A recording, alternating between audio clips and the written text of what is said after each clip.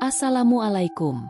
Selamat datang di channel Cerita Novika 2. Semoga hari ini teman-teman dalam keadaan sehat walafiat dan senantiasa diberikan kebahagiaan sepanjang hari.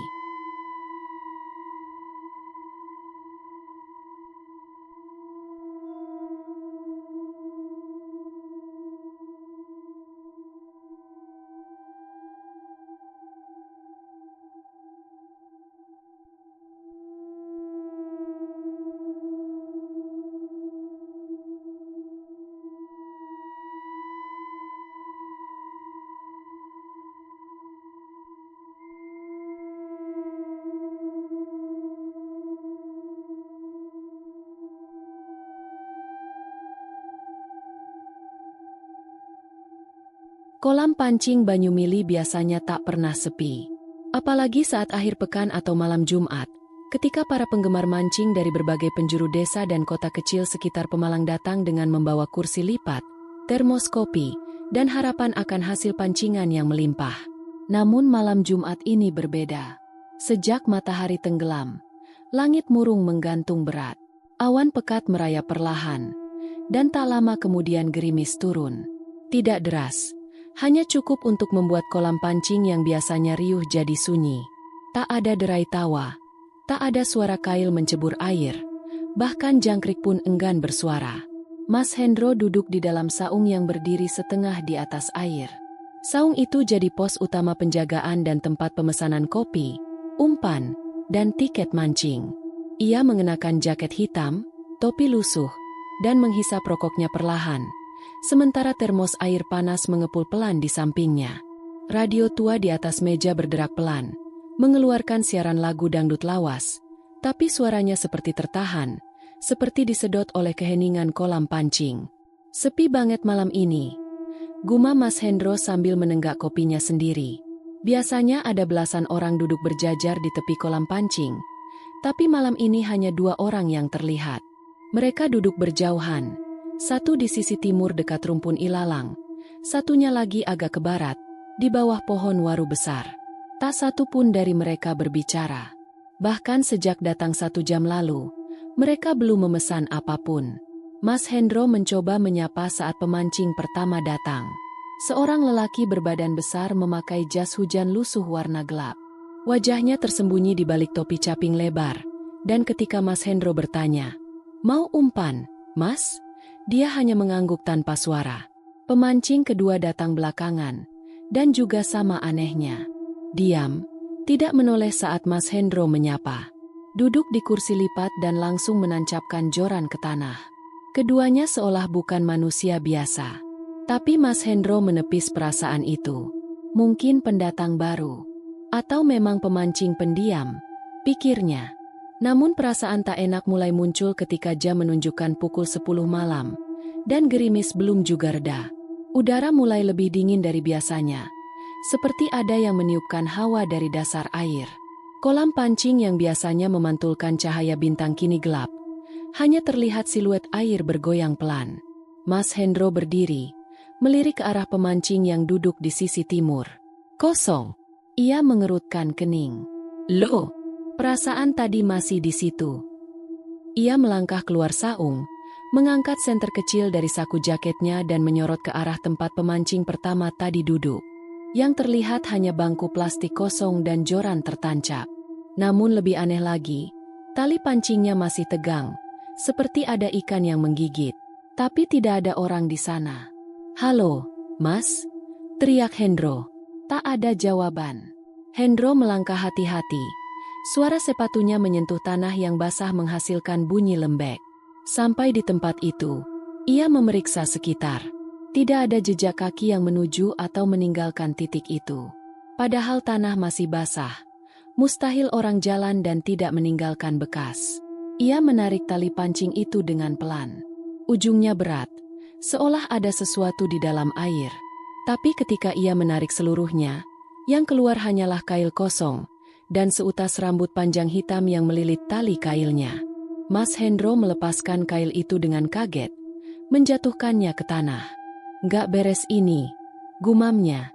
Ia menoleh ke arah saung, lalu ke pemancing yang satu lagi.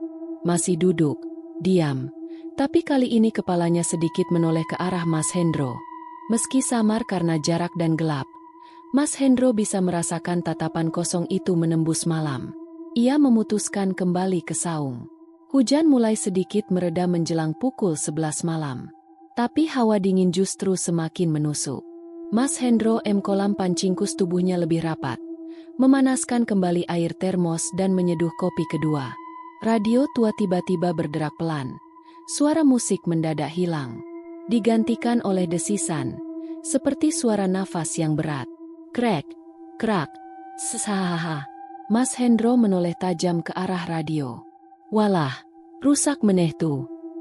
Namun sebelum ia sempat mematikan, suara perempuan terdengar samar, bukan dari radio, tapi dari arah belakang saung.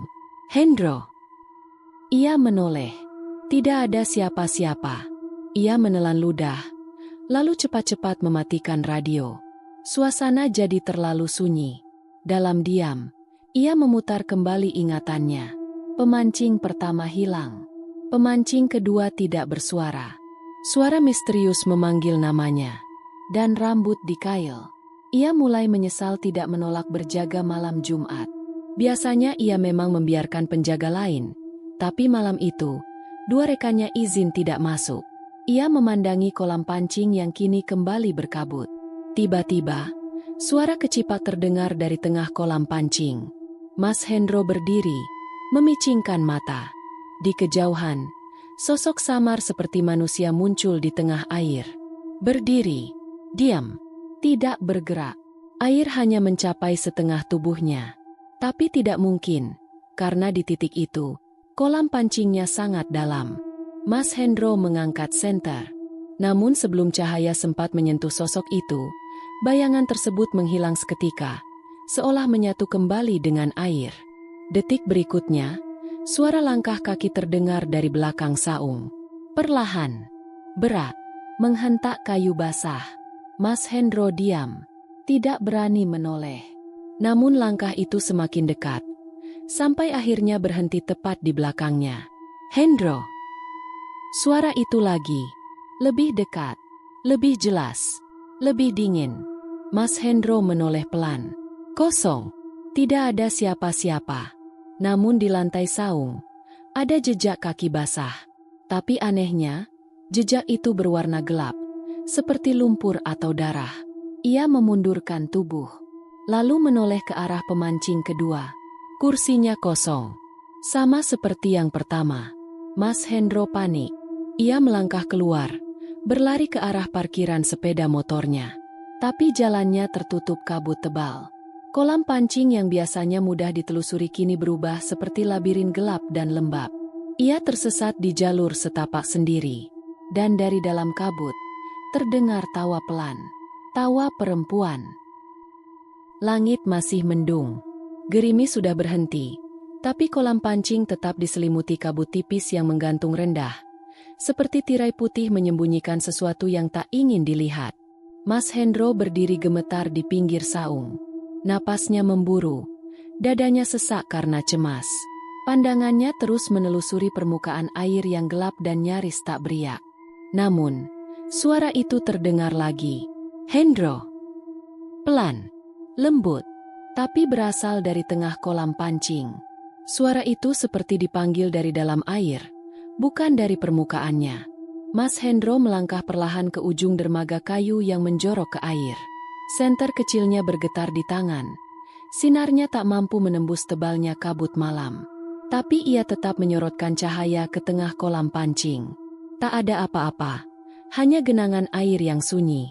Tapi kemudian, blup, blup, air di satu titik mulai berputar pelan. Seolah ada yang bergerak di bawah permukaan. Tak ada angin, dan tak mungkin ada arus di kolam pancing yang tenang. Riak itu membesar perlahan, menciptakan lingkaran-lingkaran air yang menjalar keluar. Mas Hendro menahan napas. Ia tahu ini bukan hal wajar. Tapi tubuhnya seperti terpaku, tak bisa berbalik, tak bisa melangkah mundur.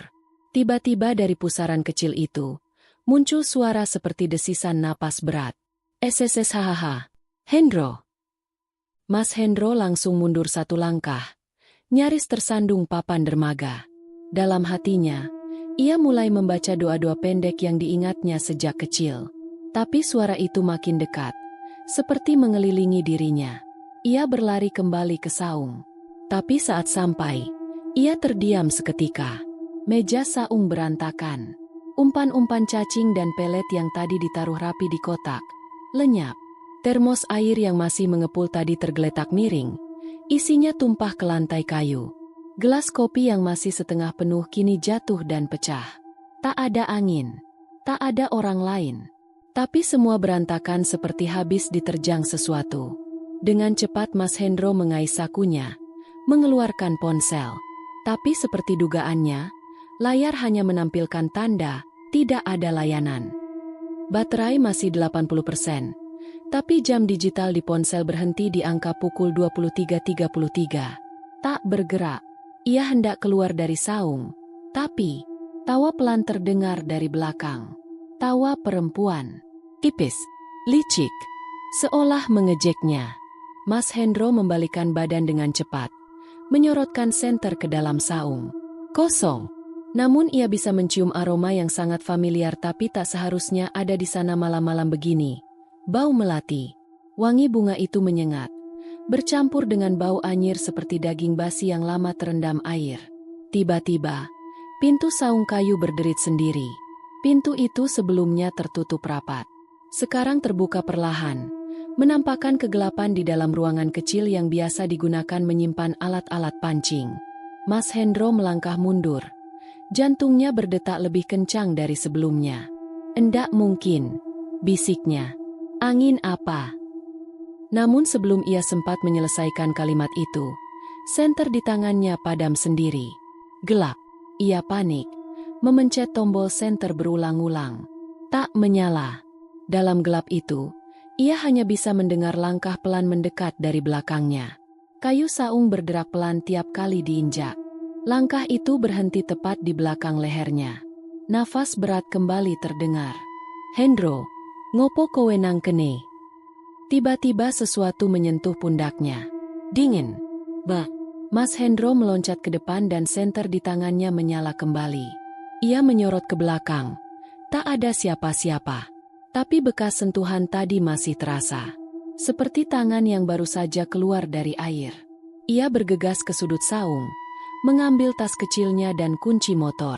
Ia sudah tak peduli lagi dengan kolam pancing atau penjagaan. Malam ini tidak normal. Dan dia harus keluar dari tempat ini. Namun saat ia melangkah keluar, jalur ke arah parkiran motor tertutup kabut lebih tebal. Seperti dinding putih pekat yang hidup. Ia kembali mendengar suara air bergolak dari tengah kolam pancing. Menoleh, ia melihat sesuatu. Sosok perempuan perlahan muncul dari air. Bukan berenang, tapi naik dari dasar air. Bajunya putih lusuh. Rambutnya panjang menutupi wajah. Air menetes dari tubuhnya, tapi langkahnya mantap, seperti tak peduli dengan basah dan dingin. Mas Hendro berdiri mematung. Sosok itu berhenti di tepi air, lalu mendongak. Wajahnya rusak, hancur. Kulitnya terkelupas, matanya hanya rongga gelap, mulutnya sobek hingga ke pipi. Lalu ia tersenyum dan tertawa. Tawa perempuan itu sama persis dengan yang tadi terdengar dari saung. Mas Hendro tidak sanggup lagi. Ia lari, menembus kabut, menyusuri jalur setapak yang licin. Tapi setiap langkah terasa makin berat. Suara tawa itu mengiringinya, tak jauh di belakang. Ia menoleh sekali, dan melihat sosok perempuan itu kini berlari mengikutinya. Tapi kakinya tak menyentuh tanah. Mas Hendro menjerit. Akhirnya ia melihat lampu rumah warga di kejauhan. Satu-satunya cahaya di tengah kegelapan. Dengan napas tersengal dan tubuh penuh lumpur, ia menghampiri rumah itu, mengetuk pintu sekuat tenaga. Seorang bapak tua membuka pintu sambil membawa lampu petroma. "Hendro? Astagfirullah. Kenapa, Le?" tanya si bapak. Mas Hendro tak bisa berkata-kata. Ia hanya menunjuk ke arah kolam pancing, sambil berkata pelan, "Ana sing ngundang aku seko banyu. Ada yang memanggil aku dari dalam air." Hujan rintik kembali turun ketika Mas Hendro tiba kembali di saung kolam pancing. Badannya masih gemetar karena pengalaman menyeramkan semalam. Tapi ia tak punya pilihan. Kunci saung dan perlengkapan penjagaan masih menjadi tanggung jawabnya. Rumah warga tempat ia berlindung semalam memang memberinya waktu istirahat. Tapi kolam pancing ini adalah tempat kerjanya. Meski hati menolak, ia tetap kembali. Suasana pagi tampak berbeda. Matahari hanya muncul sebentar sebelum lagi-lagi tertutup awan gelap. Kabut masih menyelimuti sebagian permukaan kolam pancing. Tak banyak yang datang hari itu. Hanya 2 pemancing yang duduk berjauhan tanpa saling menyapa. Mas Hendro pun membersihkan meja dan menyiapkan peralatan seperti biasa. Hingga sore menjelang, tidak ada kejadian aneh. Mas Hendro mulai merasa sedikit tenang. Namun saat malam turun dan gerimis kembali jatuh, kolam pancing mulai terasa lain lagi. Rasa gelisah merayap di dada. Apalagi setelah salah satu pemancing pulang lebih awal dan satunya lagi menghilang begitu saja tanpa pamit. Mas Hendro menatap ke sekitar. Tak ada suara selain tetesan air hujan dari atap rumbia. Ia duduk di kursi kayu, menyeduh kopi instan. Saat itulah ia melihat sesuatu yang membuat tubuhnya membeku. Seseorang berdiri di ujung dermaga. Ia yakin, sebelumnya tak ada siapa-siapa di sana. Sosok itu mengenakan jaket hitam lusuh, celana panjang, dan topi lebar yang menutupi hampir seluruh wajahnya. Ia membawa joran pancing, tapi tak tampak gerakan sedikit pun dari tubuhnya. Ia hanya berdiri diam, menghadap air yang tenang. Mas Hendro melangkah hati-hati ke arah dermaga. "Mas, baru datang ya?" Sapanya sambil berusaha tersenyum. Tak ada respons. Ia mendekat sedikit. "Sudah bayar belum, Mas?" "Biasanya di depan. Saya jaga saung." Mas itu tetap tak bergerak. Diam seperti patung. Mas Hendro mulai merasakan hawa dingin menjalar ke telapak kakinya. Hujan turun lebih deras. Namun si pemancing tetap berdiri diam seperti tak terganggu. Mas Hendro mendekat hingga hanya berjarak 3 meter. Ia mencoba melihat wajah di balik topi itu. Kosong. Bukan wajah manusia. Di balik topi itu, tidak ada mata, tidak ada hidung, tidak ada mulut. Hanya permukaan kulit putih pucat seperti lilin meleleh, rata dan licin. Tak ada ekspresi, tak ada kehidupan. Mas Hendro terhenyak mundur, hampir terpeleset. Suara joran pancing yang disentuh sosok itu terdengar nyaring, tapi tak ada ikan yang menarik. Bahkan air kolam pancing terasa seperti membeku dalam kegelapan malam. "Ya Allah," bisiknya. Ia membaca ayat kursi cepat-cepat sambil mundur perlahan. Sosok itu tidak mengejarnya. Tapi perlahan, kabut mulai menyelimuti tubuhnya. Kaki, tubuh, lalu topi. Dalam beberapa detik, pemancing aneh itu menghilang begitu saja. Tidak lari, tidak lenyap dalam bayangan. Tapi seperti larut dalam kabut, menguap ke udara. Mas Hendro lari ke saung. Jantungnya berdetak kencang tak beraturan. Ia menutup pintu dan mengunci dari dalam. Di luar, suara hujan masih turun, namun kini disertai suara lirih yang memanggil dari arah dermaga. "Mas!" Umpannya hilang. "Mas!" Mas Hendro menahan napas. Itu suara perempuan. Ia mencoba melihat dari celah jendela, tapi tak tampak siapa-siapa. Namun yang lebih membuat darahnya membeku adalah suara langkah yang pelan-pelan naik ke saung dan berhenti tepat di depan pintu. Tok, tok, tok. 3 ketukan. Pelan tapi jelas. Mas Hendro mendekat. "Siapa?" tanyanya dengan suara bergetar. Tidak ada jawaban. Hanya ketukan sekali lagi. Tok. Mas Hendro mengambil senter dan membuka pintu perlahan. Tidak ada siapa-siapa. Tapi di lantai kayu depan pintu, ada bekas lumpur kaki. Pendek. Seperti jejak orang dewasa tanpa alas kaki. Bekasnya mengarah ke arah dermaga, lalu menghilang di ujung. Tak sanggup lagi menahan rasa takut, Mas Hendro kembali ke dalam, mencoba menelepon siapapun. Tapi ponselnya masih sama, tidak ada sinyal. Jam digital di ponsel kini menunjukkan pukul 00, tepat tengah malam. Ia duduk di pojok ruangan, menggenggam tasbih kecil yang diselipkan ibunya saat pamit merantau dulu. Air matanya menetes. Ia bukan orang penakut, Tapi malam-malam terakhir ini terlalu jauh dari batas kewarasan. Apalagi sejak melihat sosok tanpa wajah tadi, ia merasa seolah dinding antara dunia nyata dan gaib mulai runtuh di kolam pancing ini. Tiba-tiba, terdengar suara pancing diseret dari luar. Cekrek, serak, cekrek. Suara itu datang dari arah air. Ia mengintip dari jendela. Sosok pemancing tanpa wajah itu muncul lagi. Kali ini tidak sendiri. Di belakangnya, berdiri 3 sosok lain. Semuanya mengenakan pakaian compang-camping, tubuh penuh lumpur, dan wajah mereka sama-sama kosong. Seperti boneka lilin yang belum selesai dibentuk. Mereka berdiri diam, menghadap ke saung. Mas Hendro terduduk. Ia menutup telinga dan menunduk. Doa apapun dilantunkannya, meski nadanya sudah campur aduk antara panik dan tangis. Namun, ketiga sosok itu tak bergerak, hanya berdiri, hingga satu di antaranya melangkah ke air, masuk ke dalam kolam pancing, tapi air tidak memercik. Langkahnya seperti menembus air tanpa suara. 2 lainnya mengikuti, dan seperti sebelumnya, mereka menghilang di permukaan air, meninggalkan pusaran kecil. Mas Hendro hanya bisa memandangi air yang kembali tenang. Hening, tidak ada suara. Tidak ada cahaya, tidak ada kehidupan. Hanya kolam pancing tua dan saung kecil yang kini mulai terasa bukan lagi bagian dari dunia manusia sepenuhnya. Dan malam itu belum selesai. Masih dalam gelap dan hawa dingin yang menyelimuti malam, Mas Hendro memberanikan diri kembali ke saung. Hujan sudah berhenti, tapi kabut masih menggantung tebal di atas permukaan kolam pancing, seolah-olah menutupi rahasia yang tak ingin dibeberkan. Langkahnya berat, tapi rasa penasaran dan tanggung jawab sebagai penjaga membuatnya tak bisa pergi begitu saja. Ketika ia membuka pintu saung, jantungnya seakan berhenti berdetak. Lantai kayu saung basah, namun bukan oleh air hujan. Cairan itu berwarna merah gelap, mengalir dari sudut meja kecil ke sela-sela papan lantai, membentuk genangan kecil yang menyebar perlahan. Bau anyir menyengat langsung menusuk hidung, membuat Mas Hendro hampir muntah. Ia melangkah perlahan.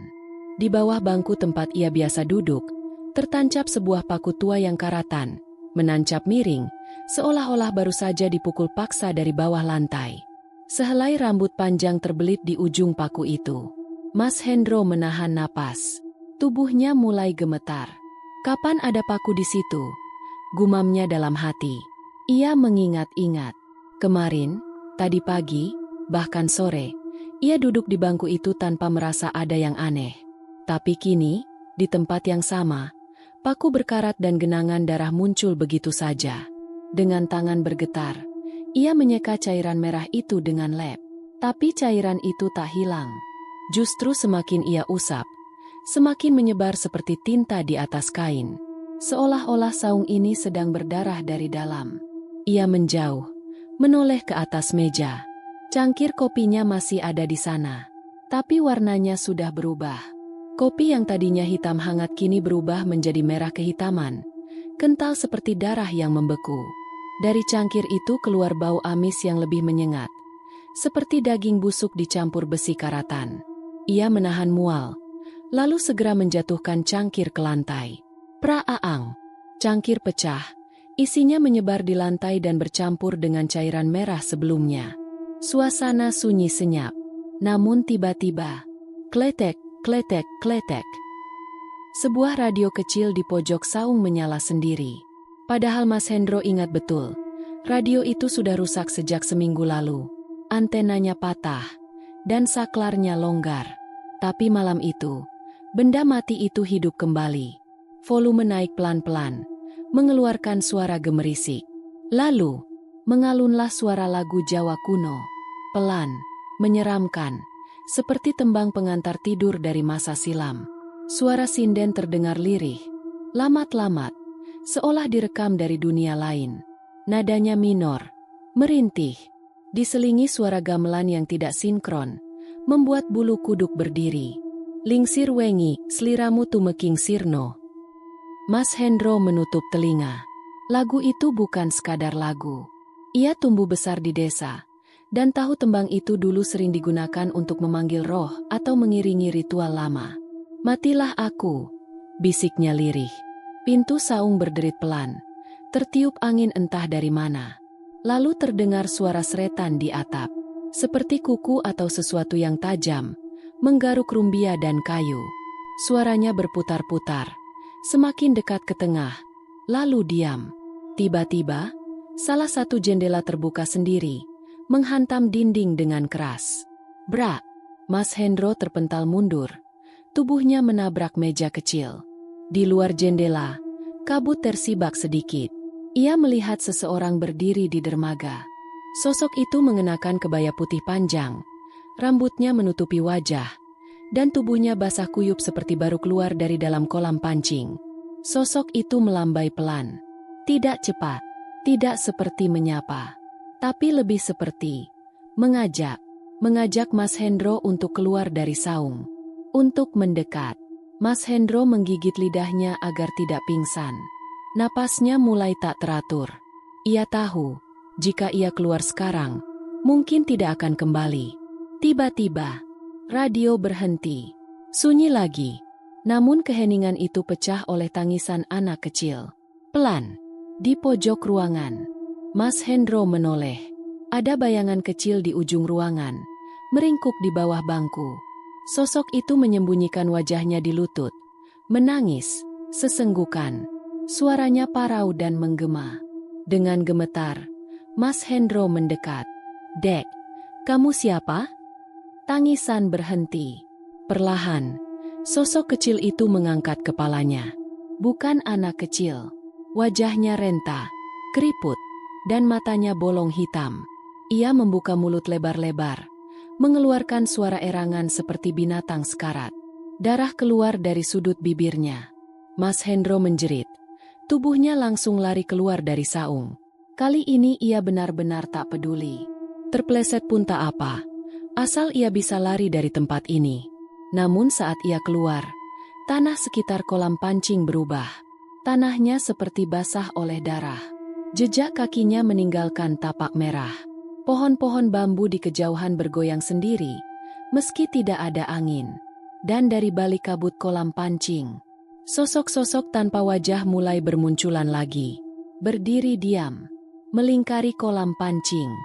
Semuanya menghadap ke arah Mas Hendro. Dan di tengah-tengah mereka, sang perempuan berkebaya putih. Kini ia tidak hanya melambai. Ia tersenyum. Wajahnya sudah tidak tertutup rambut. Tapi senyuman itu bukan senyum manusia. Sudut bibirnya robek sampai pipi. Giginya hitam. Matanya kosong. Seperti ingin menunjukkan bahwa ia puas. Karena Mas Hendro melihatnya sekarang. Mas Hendro menangis. Tangannya menggenggam tanah. Ia membaca semua doa yang ia hafal. Tapi rasa takut sudah terlalu dalam. Dalam pandangan kabur oleh air mata dan kabut, ia berlari, menembus gerimis yang mulai turun lagi. Meninggalkan saung, meninggalkan kolam pancing, meninggalkan segala yang menyeramkan malam itu. Dan entah, apakah ia bisa kembali waras setelah semua ini. Mas Hendro berdiri di tepi kolam pancing dengan napas tersengal. Pakaian basah, tubuh gemetar. Saung itu kini ditinggalkannya kosong, terbuka, seolah tak pernah ada yang tinggal di dalamnya. Tapi suara tawa lirih dari balik pepohonan masih mengikutinya. Memantul bersama suara kabut yang belum pergi. Langkahnya goyah saat ia mengambil ponsel dari saku celana, berharap bisa menghubungi siapapun, Pak RT, temannya sesama pemancing, atau bahkan warung kopi di ujung jalan. Tapi begitu layar ponsel menyala, harapannya langsung runtuh. No signal. Tidak ada tanda sinyal. Bahkan ikon baterai berkedip aneh. Ia mengangkat ponsel tinggi-tinggi, berjalan berputar pelan mencari celah. Tapi ponsel tiba-tiba mati total. Layarnya menghitam begitu saja. Gila ini, bisiknya panik. Ia mencoba senter. Mati. Radio kecil yang dibawanya rusak. Bahkan jam tangan digitalnya kini menampilkan waktu yang tak masuk akal. Pukul 00 berkedip-kedip terus-menerus. Segalanya mati. Segalanya seperti keluar dari waktu nyata. Ia terduduk di atas batu besar dekat dermaga, mencoba menenangkan diri. Di hadapannya, kolam pancing tampak seperti genangan hitam tak berujung. Kabut masih tebal, namun tenang. Terlalu tenang, terlalu diam.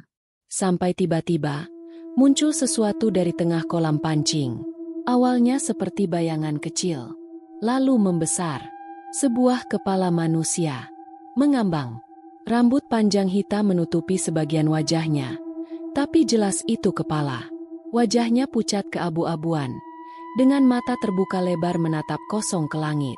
Mas Hendro sontak berdiri. "Hai! Hei! Ada orang. Kamu kenapa?" Tak ada respons. Ia sempat ragu, tapi akhirnya memberanikan diri melangkah ke ujung dermaga. Menyipitkan mata, berusaha memastikan pandangannya. Namun begitu ia mendekat sekitar 2 meter dari kepala itu, piur! Kepala itu tenggelam begitu saja, tanpa suara, tanpa riak, seperti ditarik oleh sesuatu dari bawah. Mas Hendro mundur, tapi sebelum sempat menjauh lebih jauh, jeritan itu datang. Jeritan panjang, dari dalam air. Bukan satu, bukan dua, tapi banyak. Seperti puluhan orang yang ditenggelamkan. Suara mereka tercekik, bergel kolam pancing, minta tolong, tapi tidak pernah terdengar jelas. Hanya lirihan tercekik di antara suara air dan hembusan angin. Suara yang langsung menghujam ke sumsum tulang belakang Mas Hendro. Ia menutup telinga, namun suara itu justru seperti masuk dari dalam kepala. "Keluarkan aku. Aku belum mati. Maak, anakku nu di mana ah?"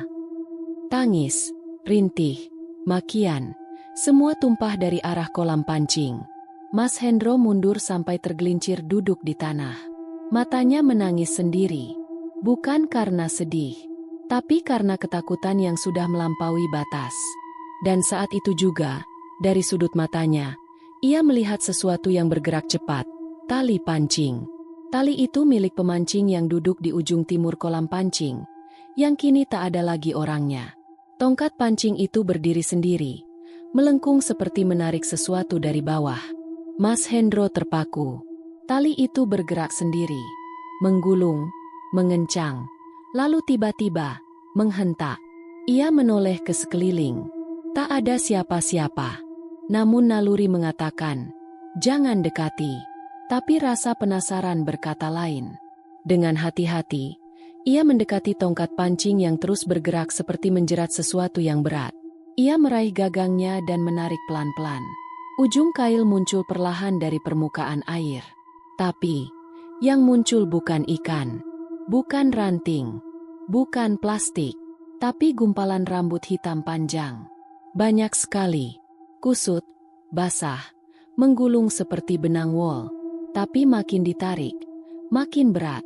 Ujung rambut itu masih menyatu dengan sesuatu yang masih ada di dalam air. Mas Hendro terdiam. Tangannya mulai gemetar. Lalu, piur!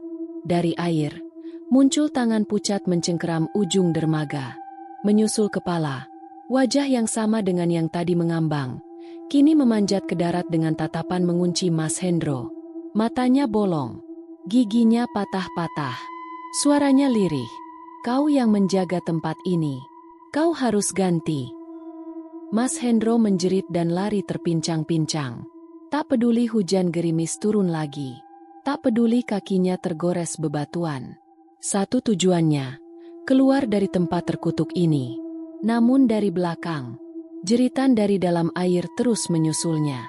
Teriakan, ratapan, dan suara tali pancing yang bergoyang sendiri, seperti memancing lebih dari sekadar ikan. Dan di antara kabut, perempuan berkebaya itu muncul lagi. Kali ini ia berjalan di atas permukaan air, mendekat perlahan, sambil membawa tongkat pancing patah dan tali panjang dari rambut.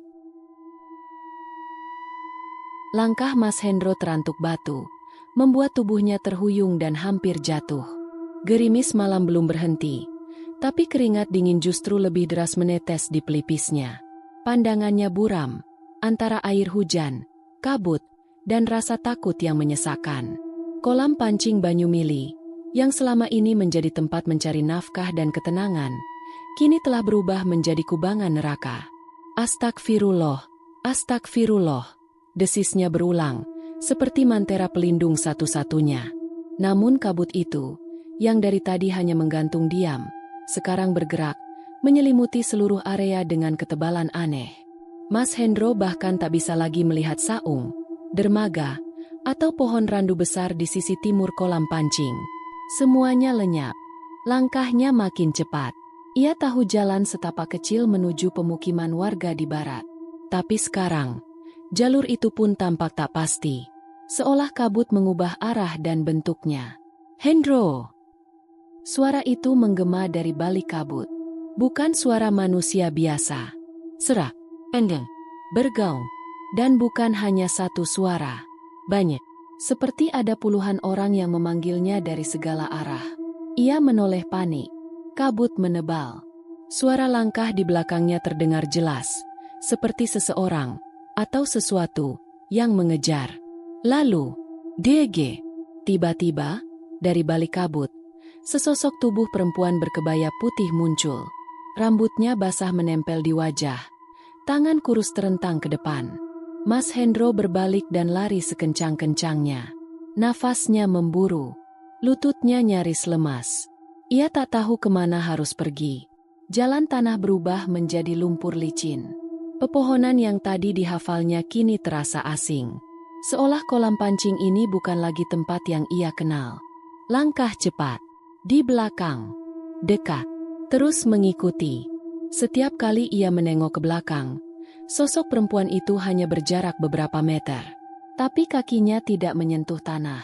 Ia melayang pelan, tapi tak pernah tertinggal jauh. Allahu Akbar. Desis Mas Hendro, berulang-ulang. Tapi tak ada yang menjawab. Tak ada yang menyelamatkan. Tiba-tiba dari arah kiri, sosok pemancing tanpa wajah muncul dari balik pohon. Kali ini berdiri, menghadap Mas Hendro, dengan kail pancing menggantung dari bahunya. Ia melompat ke samping, jatuh, berguling di tanah, lalu bangkit lagi tanpa peduli lumpur yang menempel di tubuhnya. Tapi dari arah kanan. Krek, krek. Bambu-bambu bergoyang keras tanpa angin. Dari sela-sela rumpun, tangan-tangan hitam menjulur, mencoba meraih, mencengkram. Mas Hendro menghindar, berlari lurus ke depan. Ia melihat lampu samar, mungkin dari jalan desa. Itu harapannya. Namun saat ia menoleh lagi, perempuan berkebaya itu kini berada tepat di depannya. Menyeringai, mulutnya sobek sampai pipi, memperlihatkan barisan gigi hitam seperti gergaji. Sudah waktunya. Kamu ikut. Mas Hendro menjerit, dan berbalik arah. Tapi langkahnya kini limbung. Telinganya berdengung. Dan di saat itulah, kabut perlahan menghilang. Ia jatuh tersungkur di tanah. Pandangan buram. Lampu rumah warga tampak dari kejauhan. Tapi nyata. Dengan tenaga terakhir, ia menyeret tubuhnya mendekat. Beberapa anjing mulai menggonggong. Lalu suara sepeda motor. Dia berhasil keluar dari area kolam pancing. Seseorang berteriak, Mas Hendro, kenapa kamu?" Warga berlarian menghampirinya. Tapi Mas Hendro hanya bisa menunjuk ke arah kabut yang kini pelan-pelan menghilang ke balik pohon-pohon di sekitar kolam pancing. Kolam pancing itu, ada yang tinggal di sana sekarang, lirihnya sebelum akhirnya pingsan. Sinar matahari pagi menyusup pelan-pelan ke sela-sela pohon jati. Kolam pancing Banyumili terlihat tenang. Terlalu tenang. Tak ada riak air. Tak ada suara jangkrik. Tak ada pemancing. Yang tersisa hanya sepi. Seperti tidak pernah terjadi apapun semalam. Di rumah Pak Toyo, kepala dusun, Mas Hendro masih tergolek di atas tikar pandan. Tubuhnya dibalut selimut, dan di sekitarnya duduk beberapa warga, termasuk seorang dukun kampung, Mbah Karto, yang terus membaca doa-doa pelindung. Warga geger, apalagi saat Mas Hendro siuman, dan mulai menceritakan semua yang dilihat dan dialaminya semalam. Pemancing tanpa wajah, perempuan melayang dari kabut, suara-suara dari dalam air. Beberapa warga yang dulunya pernah ikut lembur saat pembangunan kolam pancing mulai bercerita dengan suara pelan. Aku dulu pernah nemu tulang belulang waktu gali tanah timur kolam pancing. Yang bagian dekat saung itu, dulu katanya bekas kuburan warga zaman Jepang. Gak pernah diberesin. Langsung ditimbun aja. Mas Hendro hanya diam mendengar semua itu. Tapi perasaan marah dan takut bercampur jadi satu. Aku cuma jaga. Pak, aku cuma kerja di situ. Tapi kenapa aku yang diganggu? Mbah Karto menatapnya dalam-dalam. Kau yang membuka mata. Kau yang menyaksikan. Maka kau jadi sasaran. Lalu beliau menceritakan kisah yang membuat bulu kuduk semua yang hadir berdiri. Dulu, tempat kolam pancing itu adalah tanah tak bertuan. Tahun 50-an, tempat itu disebut orang sebagai Tegal Setan. Ada sumur tua dan beberapa gubuk tempat orang buangan tinggal. Konon, seorang wanita bernama Nyi Darsini, mantan dukun teluh, tinggal di sana. Ia diburu warga karena sering menyebabkan kematian bayi dan penyakit aneh di kampung sebelah. Nyi Dasimah menghilang setelah membakar gubuknya sendiri. Tapi sejak saat itu, orang-orang sering melihat asap hitam dari balik rumpun bambu, atau mendengar tangisan dari dalam tanah. Saat pemerintah membangun kolam pancing, tak ada yang berani bicara soal itu. Semua disangkal, dilupakan. Tapi tanah tidak lupa, air mengingat. Dan kini, semua yang dikubur perlahan mencari jalan keluar. Siang itu juga, Mas Hendro memutuskan berhenti dari pekerjaannya. Ia tak kembali ke kolam pancing. Namun sebelum benar-benar meninggalkan lokasi, ia kembali sekali lagi. Kali ini ditemani Pak Toyo, Mbah Karto, dan beberapa warga laki-laki. Mereka menuju saung. Seperti biasa, tempat itu terlihat biasa. Tapi Mas Hendro menunjukkan satu titik di dekat tiang saung.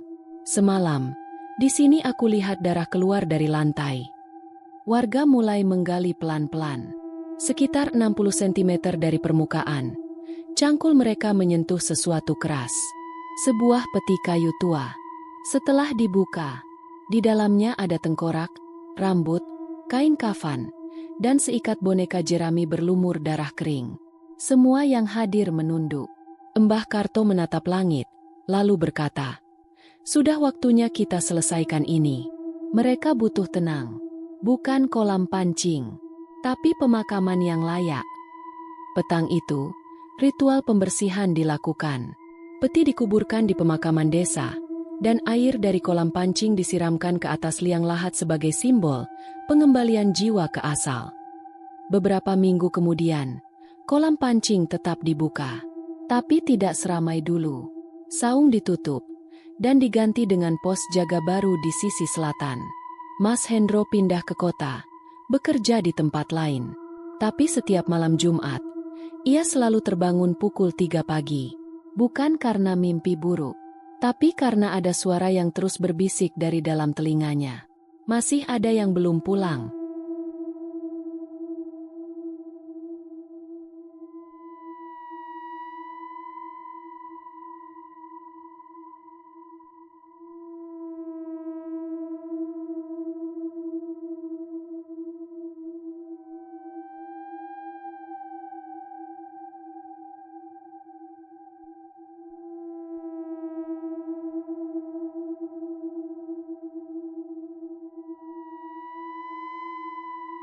Demikian cerita hari ini. Semoga teman-teman dapat terhibur dan dapat mengambil hikmah kebaikan isi di dalamnya. Jangan lupa juga bagikan cerita ini kepada teman-teman yang lain agar mereka juga bisa mendapatkan hiburan yang sama. Mohon maaf apabila ada kesalahan kata dan ucapan kami dalam membacakan cerita ini. Terima kasih dan wassalamualaikum.